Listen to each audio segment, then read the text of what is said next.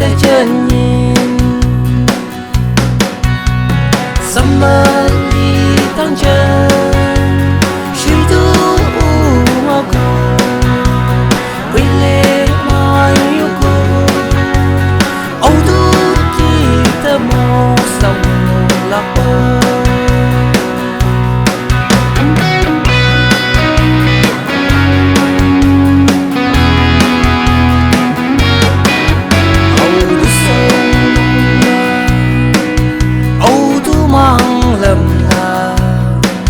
Đạt bumatenay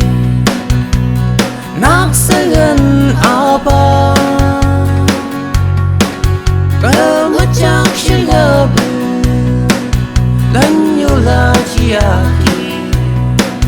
Bandaway titena Nikungi ang kishi Samali tangjan shuito oungako Wile mayuko Audu kita mo sa lako Tat câu ta sông sito Làm như cô kỳ bư ta Lâu lỡ bư cầm thân Có cả này bư sân Cả tu kỳ bư mong lầm Sống si tu mai bư khơi Sân mắt ly tăng châm bố Laiyenla làm ya shi